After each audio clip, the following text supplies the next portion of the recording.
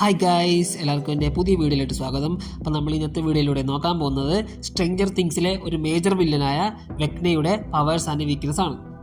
Stranger തിങ്സിൽ തന്നെ most powerful ഒരു character തന്നെയാണ് നമ്മുടെ ഈ വെക്ന എന്ന് പറയുന്നത്.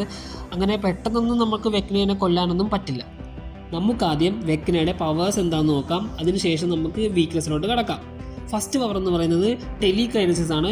ഈ പവർ എന്ന് പറയുന്നത് വെക്നയുടെ മൈൻഡ് കൺട്രോൾ ഉപയോഗിച്ചിട്ട് ഒരു മനുഷ്യനെയോ ഒരു ഒബ്ജക്റ്റിനെയോ ഉയർത്താനോ അത് ക്രഷ് ചെയ്ത് കളയാനോ വെക്നയ്ക്ക് പറ്റും.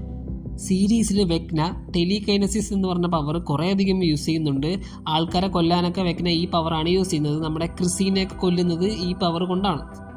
നെക്സ്റ്റ് പവർ എന്ന് പറയുന്നത് മൈൻഡ് കൺട്രോൾ ആണ്. വിക്ടിംസിൻ്റെ മൈൻഡ് കൺട്രോൾ ചെയ്യുകയും പിന്നെ ആ വിക്ടിംസിന് ടെറിഫയിങ് ആയിട്ടുള്ള വിഷൻസ് കാണിച്ചു കൊടുക്കാനും നമ്മുടെ വെക്നയ്ക്ക് സാധിക്കും.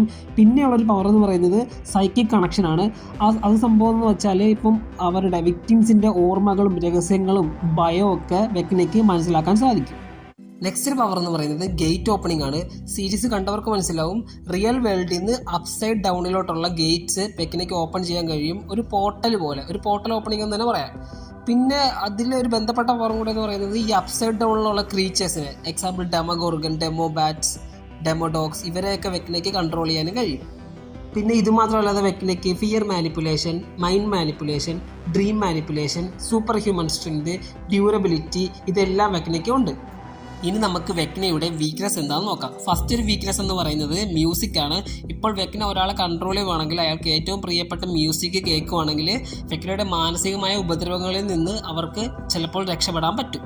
രണ്ടാമത്തെ ഒരു വീക്ക്നെസ് എന്ന് പറയുന്നത് തീയാണ്. തീ വെച്ചിട്ട് നമുക്ക് വെക്നയെയും അപ്സൈഡ് ഡൗണിലുള്ള ക്രീച്ചേഴ്സിനെയും ദുർബലപ്പെടുത്താൻ പറ്റും.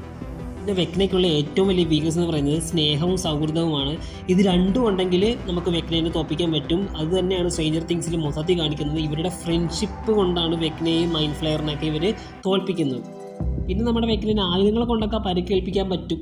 ഇത്രയൊക്കെ ഉള്ളൂ വെക്നയുടെ പവേഴ്സ് ആൻഡ് വീക്ക്നെസ് എന്ന് പറയുന്നത്. അപ്പോൾ നിങ്ങൾക്ക് ഇന്നത്തെ വീഡിയോ ഇഷ്ടപ്പെട്ടെന്ന് വിചാരിക്കുന്നു. ഇഷ്ടപ്പെടുവാണെങ്കിൽ ലൈക്ക് ചെയ്ത് സബ്സ്ക്രൈബ് ചെയ്ത് സപ്പോർട്ട് ചെയ്യുക. ഇപ്പം നെക്സ്റ്റ് വീഡിയോ ആയിട്ട് വരുന്നവരേക്കും ബൈ.